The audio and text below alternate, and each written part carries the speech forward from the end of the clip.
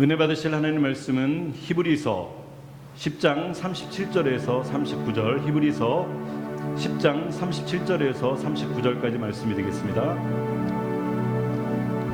잠시 잠깐 후면 오시리가 오시리니 지체하지 아니하시리라.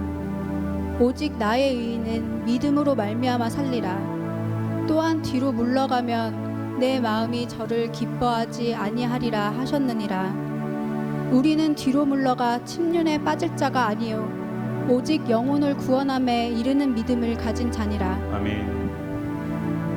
For yet a little while, and he who is coming will come and will not tarry. Now the just shall live by faith. But if anyone draws back, my soul has no pleasure in him. But we are not of those who draw back to perdition, but of those who believe to the saving of the soul. 아멘. 할렐루야. 저는 오늘 본문의 말씀을 통해서 벼랑 끝에 서 있는 인생에게 벼랑 끝에 서 있는 인생에게 라고 하는 제목으로 말씀을 증거하도록 하겠습니다. 오늘 그 화면에 나오는 그 그림은 벼랑 끝에서 진짜 잠깐의 실수로 죽음을 당할 수밖에 없는 그런 절제절명의 그림이 나와 있습니다. 우리가 오늘날 살아가는 이 시기가 어쩌면은 이 벼랑 끝에 서 있는 인생이라고 하는 그런 삶을 살고 있습니다. 신규 또 코로나 바이러스 확진자들이 많이 발생하고 전 세계적으로 이제 한풀 꺾였다고 생각했는데 어제 날짜로 해서 가장 많은, 여태까지 날짜 중에 가장 많은 확진자들이 어제 생겼다고 하는 거죠. 거기에 대해서 이 트럼프 정부에서는 우리가 한국처럼 조사를 많이 하지 말고 검사를 많이 하지 말고 오히려 천천히 하자 이러는 말을 통해 가지고 좀 황당하게 했던 그런 부분이 있었는데, 미국이나 또 조국 대한민국이나 전 세계적으로 어쩌면은 인생에 있어서 또 생활에 있어서 그들의 기업에 있어서 어쩌면은 벼랑 끝에 있는 그런 심령으로 이렇게 살아가는 분들이 많이 있습니다. 그래서 옛날에 벼랑 끝에 있더라도 진짜 바짝 정신을 차리자, 호랑이 굴에 있더라도 잡혀가더라도 정신만 바짝 차리면 살아날 수 있다라고 했던 그런 얘기들이 생각이 납니다. 그래서 제가 그 벼랑 끝에 있는 그런 이 모습을 통해서 한자 성어로 몇 가지 한번 조사해 봤는데요. 제일 첫 번째가 진퇴양난. 우리가 진퇴양난이라는 것은 위를 봐도 그렇고 아래를 봐도 그렇고 옆을 봐도 그렇고 어쩔 수 없는, 진짜 한 사람이 사자에 쫓겨가지고 도망가서 올라갔더니 저 나무 위에는 독사가 이렇게 그냥 자기를 기다리고 있고, 또 물로 뛰어내리려고 하니까 악어가 기다리고 있는 이런 모습으로 진짜 어쩔 수 없는 벼랑 끝에 선 모습을 통해서 앞으로도 못 가고 옆으로도 못 가는 진퇴양난이라고 하는 그런 벼랑 끝에 서 있는 모습을 얘기를 하고 있죠. 또 비슷한 말로 진퇴유곡이라고 하는 말이 있습니다. 바둑으로 치면 외통수에 걸린 거죠. 동서남북 아무리 살펴봐도 도저히 빠져나갈 수 없는 그런 큰 인생의 가장 중요한 것을 잡혀 있는 것을 가지고 진퇴유곡이라고 얘기를 합니다. 또 배수지진, 이 말은 무엇이냐면은 우리가 인생의 배수진을 친다고 하잖아요, 그죠? 물러설 수 없도록 물을 등지고 적을 치는 전법의 하나로서 목숨을 걸고 싸우는 경우를 비유한 말로, 이제 후퇴하다가 결국 바다에까지, 강에까지, 깊은 강까지 나왔는데 여기서 강으로 뛰어들면 죽을 것이고, 이제 우리가 살 수 있는 방법은 목숨 걸고 저들과 함께 싸우는 길밖에 없다. 그래서 옛날에 진나라에서 진짜 전쟁을 그런 마음으로 도망갈 데가 없어서 목숨 걸고 싸웠더니 이겼다라고 얘기해가지고 그때부터 배수지진, 요즘은 배수진이라고 하는 그런 말로 줄여가지고 얘기를 하죠, 그죠? 배수진을 친다 이런 말을 하고 있습니다. 그렇습니다. 우리는 지금 이 시점에서 이 어려운 시기를 살아가면서 진짜 이 어려운 시기를 인간적인 방법으로 극복하는 것도 아니고 나의 지식과 경험으로 인본주의적인 그런 생각에 입각해서 벗어날 수가 없습니다. 똑똑한 사람도 죽고요, 돈을 많이 가진 사람도 죽고요, 인기가 많았던 유명한 사람도 죽고요, 젊은 사람도 죽고요, 또 나이 든 노인들도 돌아가신 겁니다. 이런 모습을 통해서 볼 때 이 인생에 닥친 이 어려운 위기 가운데서 우리가 인간적인 방법으로 이것을 극복할 수가 없지만, 이 모든 것이 하나님의 허락하에 이 세상의 심판으로 왔다고 그런다면은 우리는 이 모습을 통해서 하나님께 회개하고 기도함을 통해 가지고 이 위기를 극복할 수 있는 저와 여러분들이 되시기를 주님의 이름으로 축원합니다. 그래서 제가 말씀을 통해서 놓고 기도하다가 성경 속에서 벼랑 끝에 서 있는 사람들이 참 많이 있더라고요.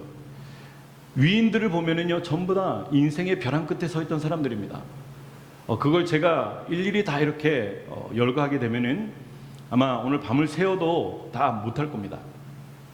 그래서 제가 한 두세 가지 정도만 이렇게 준비해서 함께 나누기 원하는데, 첫 번째로 인생의 벼랑 끝에 선 가장 처음에 나오는 인생들 가운데서는 홍해바다, 이제는 홍해바다를 통해서 앞에는 홍해바다고 뒤에는 적군들이, 애굽의 군대들이 쳐들어오는 가운데서 홍해의 벼랑 끝에 선 이스라엘 백성들의 모습을 볼 수가 있어요. 바로왕의 공격에 벼랑 끝에 서게 됐던 모세와 함께 모든 이스라엘의 12지파가 벼랑 끝에 서게 됐던 거죠. 지도자가, 영적인 지도자가 있는데, 영적인 지도자가 있음에도 불구하고 우리를 인생의 벼랑 끝으로 몰아가는 수가 있습니다. 오늘도 예배를 드리는데, 우리가 오늘 예배 문을 열고 이제 진짜 나라가 원하는 대로, 이 뉴욕시가 원하는 대로 이렇게 맞춰가면서 예배를 드리는데, 마스크를 다 끼셨고 또 온도를 체크하셨고 거리 간격을 유지하고 이렇게 앉아 계신 분들 보면은 2, 4, 6, 8, 10, 12, 16, 19분 19분이 지금 교회 와 계시고, 그리고 지금 유초등부 예배실에서 또 어린 자녀들도 예배를 드리고 있어요. 이런 모습 가운데 우리가 온전히 주님께서 기뻐하시고 이 세상의 기준에도 또 부합한 그런 모습으로 예배를 드리기 위해서 드리고 있는데, 그런데도 불구하고 우리 가운데서는 여전히 어려움이 올 수 있다고 하는 겁니다.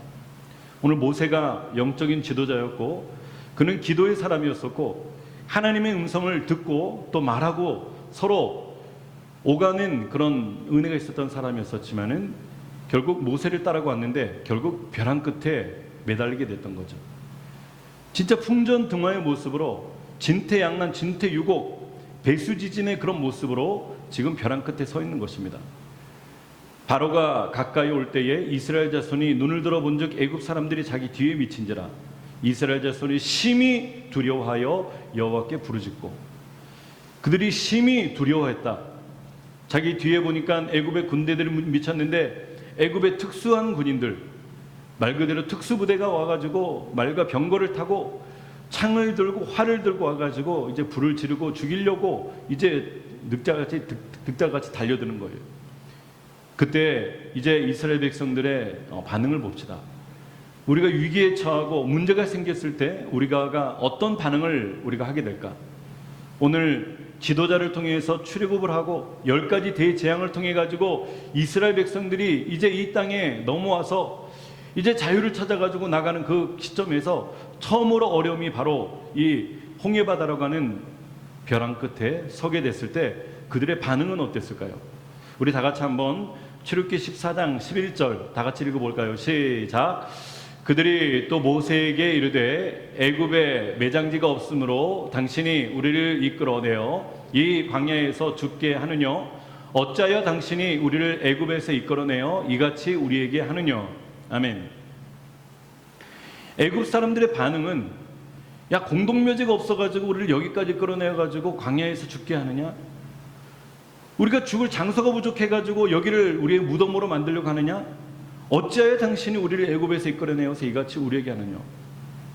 한마디로 하나님의 기름 부은 하나님의 선지자가 그들을 하나님의 말씀을 증거를 통해서, 기사와 이적을 통해서 10가지 재앙을 통해서 마침내 6월절 어린 양의 그 피로 말미암아 그들이 구원을 받고 나왔지만은, 예수 믿고 처음으로 어려움 당하고 절벽과 같은 그런 인생의 위기를 만났을 때, 벼랑 끝에 서 있을 때 그들이 처음 고백했던 것은 어떻게 하면 좋을까요? 묻는 것도 아니고, 우리가 다 같이 한번 기도합시다 그랬던 것도 아니고, 오히려 지도자를 향해서, 하나님을 향해서 불평불만했다고 하는 것입니다. 매장지가 없으므로 당신이 우리를 꺼내어 이 광야에서 죽게 하느냐? 그러면서 여기서 그들의 불평불만은 끝나지 않습니다. 오히려 지금의 현 상황을 믿음으로 어떻게 뚫고 갈까? 10가지 재앙을 통해서 우리를 구원하신 그 하나님의 은혜를 통해서 어떻게 이겨나갈까? 이 어려움 속에서 살아나갈 수 있는 방법은 무엇일까? 그러면서 더 기도하고 오히려 하나님께 여쭤야 되는 그들은 오히려 하나님보다 세상을 그리워하는 그런 모습으로 또한 바뀝니다. 불평불만도 부족해서 그들은 예전의 삶을 그리워하는 거죠. 예수 믿기 전의 삶이 오히려 더 좋았다. 그들은 그렇게 고백하면서 그리워하는 겁니다. 다 같이 12절 우리 다 같이 읽겠습니다. 시작. 우리가 애굽에서 당신에게 구한 말이 이것이 아니뇨. 이르기를 우리를 버려두라. 우리가 애굽 사람을 삼킬 것이라 하지 아니하더뇨. 애굽 사람을 섬기는 것이 광야에서 죽는 것보다 낫겠노라. 그들은 애굽 사람을 섬기는 것이 광야에서 죽는 것보다 낫겠노라. 여기서 애굽 사람을 섬긴다고 하는 것은요, 예수 믿기 전의 삶을 그리워한다고 하는 겁니다. 내가 먹고 싶은 거 먹고, 마시고 싶은 거 마시고, 즐기고 싶은 거 즐기고, 보고 싶은 거 보고, 모든 쾌락을 느낄 수 있는 모든 것을 하고, 차라리 그들의 노예로 있는 것이 이 죽는 것보다 낫지 않겠는가. 그러면서 오히려 애굽의 삶을 그리워하는 사람들이 막 그냥 여론을 일으키고 있는 거예요. 오늘날의 정치는 모든 여론 정치라고 얘기를 하지 않습니까? 여론 정치. 정치인들이 이기고 싶으면은 여론들의 바람을 몰아가지고 바람잡이를 해가지고 여론을 이렇게 반대로 바꾼 다음에 그 여론을 힘입어서 그냥 투표로 이기는 것이 여론 정치입니다. 그런데 그 여론 정치가 이 애굽에서 탈출한 광야에서도 있었다고 하는 거죠. 애굽 사람을 섬기는 것이 광야에서 죽는 것보다 더 낫겠노라. 이렇게 얘기를 하니까 이스라엘 백성들이 옳소, 맞소, 찬성하오 이러면서 그냥 전부 다 동기가 일어날 것처럼 모세를 죽일 것처럼 득달같이 달려들어서 해칠 것처럼 그렇게 얘기를 하는 겁니다. 그 가운데 지도자였던 모세는 두려워하여 그들의 여론에 밀려가지고 그들의 요구를 들어주고 그래 돌아가는 게 낫겠다. 죽느니 차라리 돌아가자. 이렇게 인간적으로 생각하지 않고 그는 하늘을 향해서 기도하며 사람의 뜻이 아닌 하나님의 뜻을 구하는 하나님의 종으로서의 직분을 감당했던 거죠. 그때 하나님께서는 모세에게 하나님의 영감을 주셨습니다. 벼랑 끝에서 모든 사람들이 불평하고 불만하고 과거를 그리했던 그의 모든 삶을 통해서 얘기를 했지만은 지도자였던 모세는 벼랑 끝에서 믿음을 택하는 거예요. 모세가 백성에게 이르되 너희는 두려워 말고 가만히 서서 여호와께서 오늘 너희를 위해서 행하시는 구원을 보라. 오늘 너희가 오늘 본 애굽 사람을 또 다시는 영원히 보지 못하리라. 여러분, 우리는 벼랑 끝에 서서 사람의 소리를 하는 것이 아니고 세상의 소리를 하는 것이 아니고 하나님의 음성을 내뱉는 여러분들이 되시기를 주님의 이름으로 축원합니다.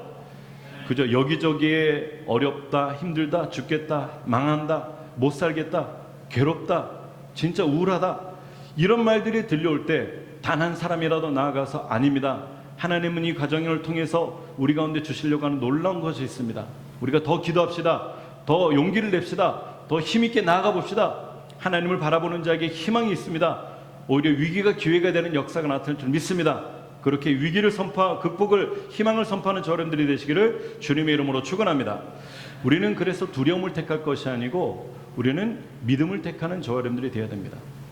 홍해의 벼랑 끝에 선 이스라엘 백성들은 두려움 가운데서 그저 내가 죽지 않을까, 내가 망하지 않을까, 내 자식들이 죽지 않을까, 망하지 않을까 그러면서 자꾸 과거로 돌아가자고 하는 겁니다.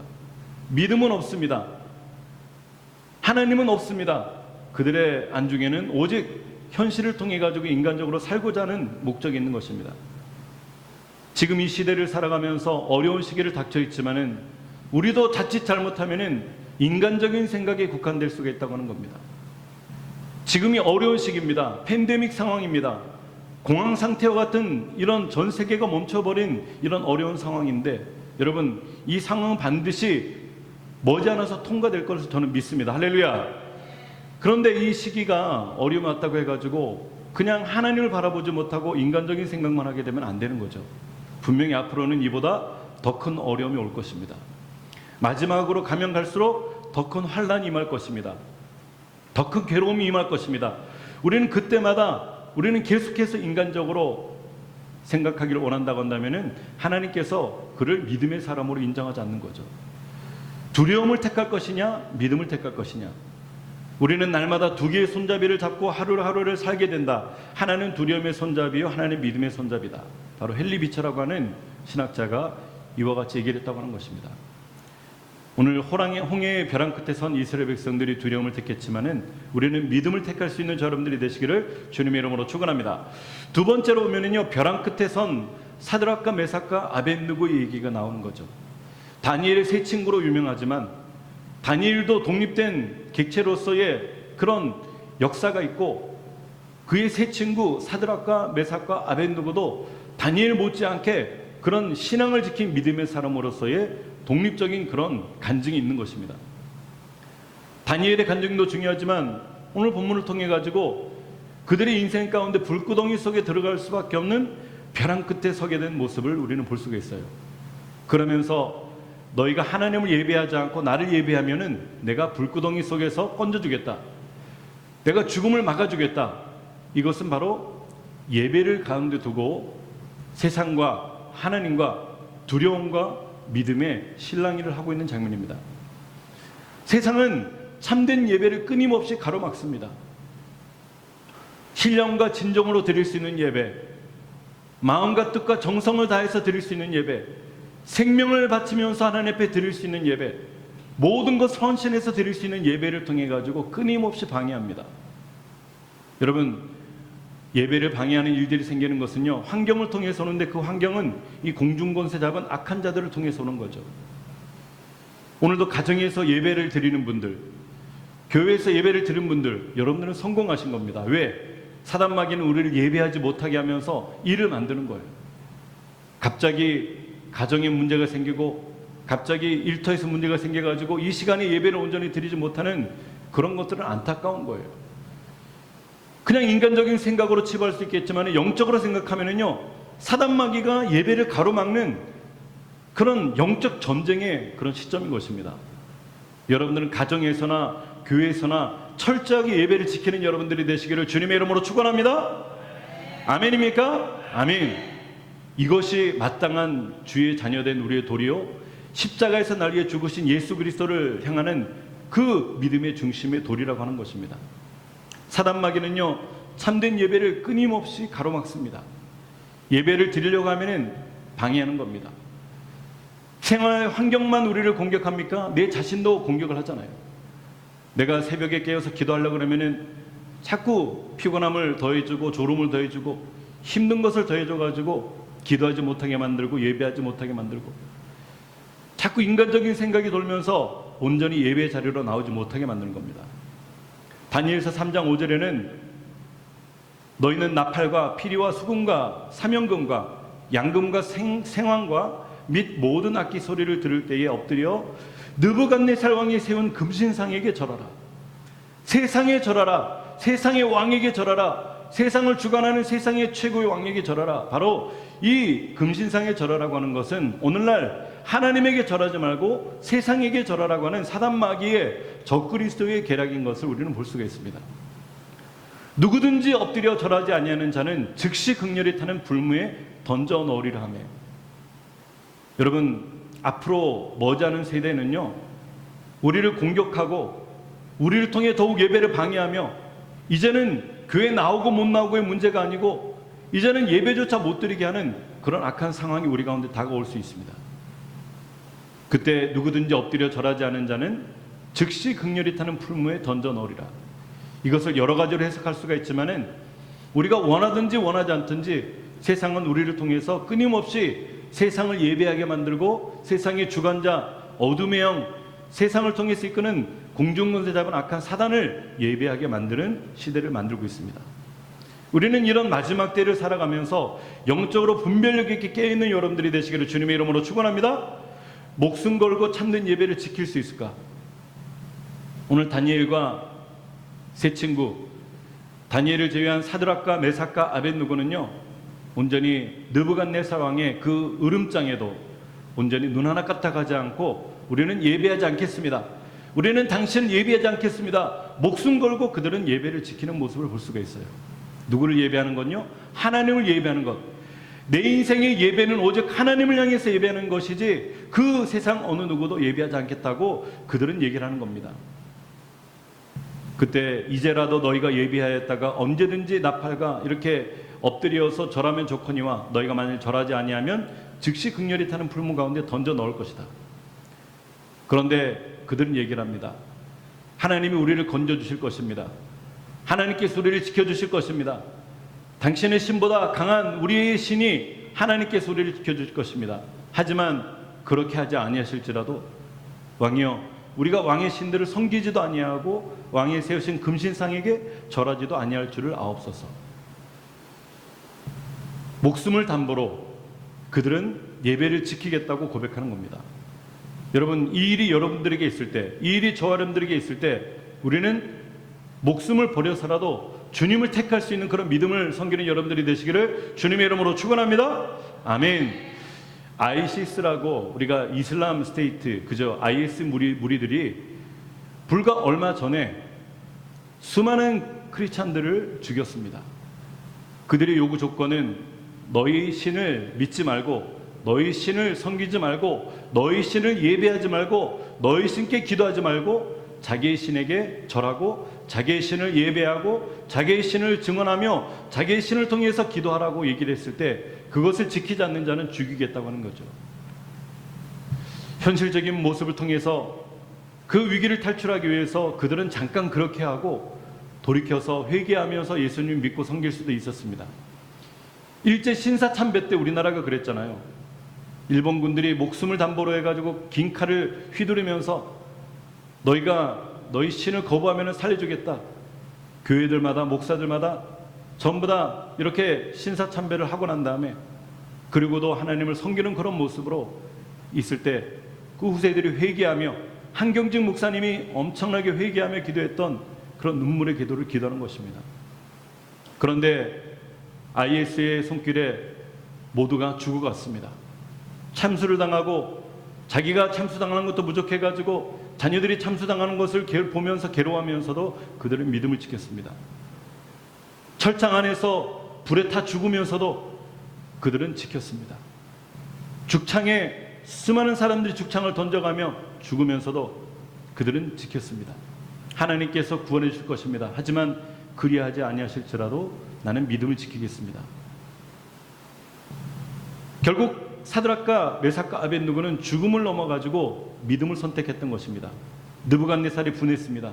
화가 났습니다. 저들이 진실하고 총명하고 지혜롭고 너무나도 정직해가지고 나에게 큰 힘이 되는데 저들을 살리고 싶은데 오히려 믿음으로 자기 권변하면서 너희들이 그냥 마지못해라도 절하면 내가 살려주겠다.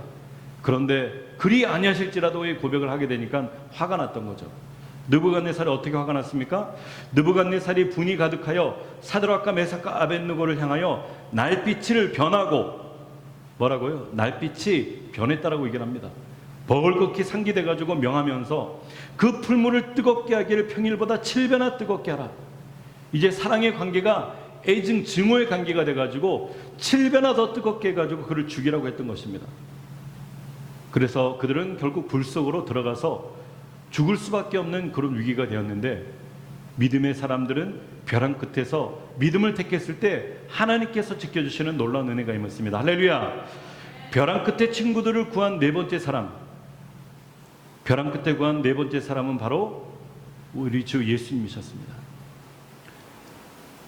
분명히 세 명을 불 속에 집어넣고 7배나 더 뜨겁게가 집어넣는데 타지도 않고 죽지도 않고 그곳에서 둥글게 서가지고 강강수월래를 하는지 하나님을 찬양하는지 춤을 추는지 워십 댄스를 하는지 한 사람도 죽지 않고 그곳에서 있는 거예요. 예수님이 계심으로 말미암아 예수님 만난 기쁨으로 아마 그들은 미소를 지었겠죠. 그러면서 오히려 건강한 모습으로 있으니까 그들을 불러내라고 얘기하는 겁니다. 두려웠습니다. 불에도 타지 않는 인간들, 오히려 어디서 한 명이 나타났는지 그들의 신이 나타나가지고 그들을 도와주면서 네 번째 모양을 통해 가지고 신의 형상을 하고 있는 네 번째 예수님이 등장해 가지고 그들을 지켜줬던 거예요. 두려운 가운데 그를 건져내라. 그리고 느부갓네살이 그렇게 분노하던 느부갓네살이 오히려 하나님을 찬송하고 하나님을 높이 찬양하는 그런 모습으로 일단락이 되면서 끝나는 겁니다. 왕이 또 말하여 가로되 내가 보니 결박되지 아니한 네 사람이 불 가운데 다니는데 상하지도 아니었고 네 번째 모양은 신들의 아들과 같도다 하고. 할렐루야. 여러분, 우리가 인생의 벼랑 끝에서 믿음을 택하면은요 하나님께서 우리 가운데 날개를 달아주신 것을 믿으시기 바랍니다.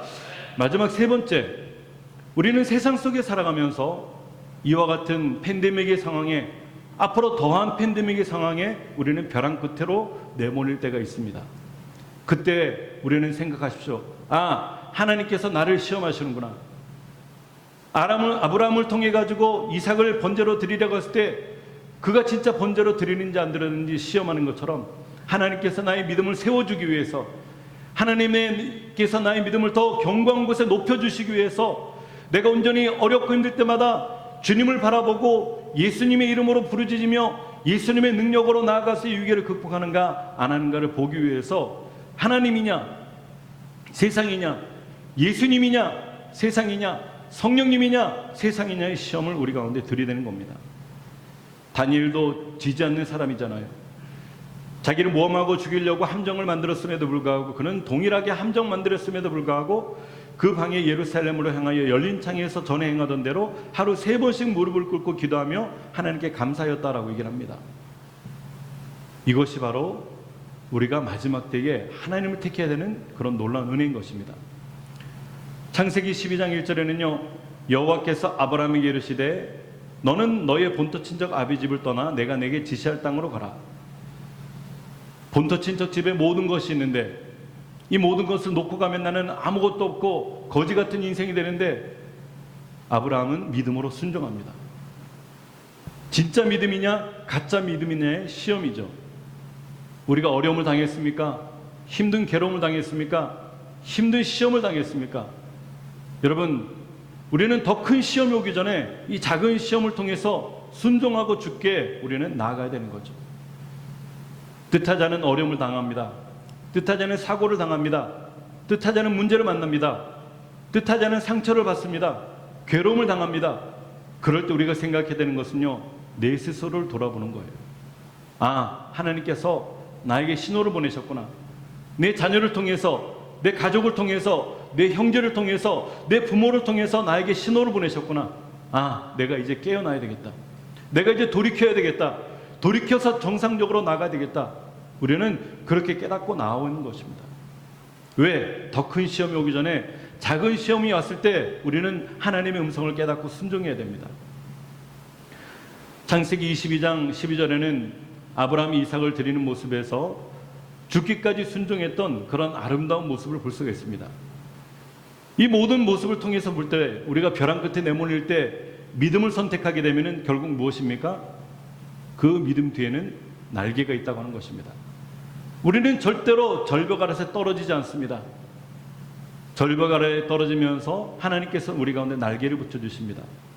왜? 벼랑 끝의 믿음에는 날개가 있다고 하는 것입니다. 따라합시다. 벼랑 끝 믿음에는, 큰 소리로 따라합시다. 벼랑 끝 믿음에는 날개가 있다. 날개가 있다. 벼랑 끝 믿음에는 날개가 있습니다. 그 증거가 바로 이사야 40장 31절이죠. 우리 읽고 마치겠습니다. 다 같이 시작. 오직 여호와를 앙망하는 자는 새 힘을 얻으리니 독수리의 날개침이 올라간 같을 것이요 다른 박질하여도 곤비치 아니하겠고 걸어가도 피곤치 아니하리로다. 아멘. 할렐루야.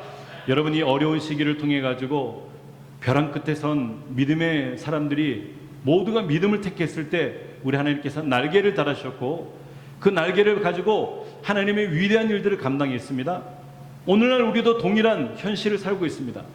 팬데믹이라고 하는 절벽 가운데 내몰린 사랑하는 주의 백성들에게 이 시점에 인간의 생각, 경험, 지식을 택하지 마시고 세상을 택하지 마시고 오직 믿음을 택함으로 말미암아 이 벼랑 끝에서 날개를 달아서 창공을 날아오를 수 있는 저 여러분들이 되시기를 주님의 이름으로 축원합니다. 아멘. 기도하겠습니다. 하나님 감사합니다. 오늘 하나님께서 우리 가운데 하나님 벼랑 끝에 선 인생들에게 주시는 하나님의 귀한 메시지를 허락해 주셨습니다.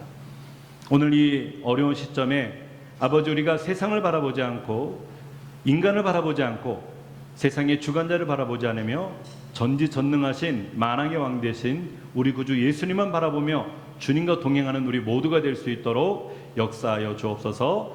예수님의 이름으로 기도합니다.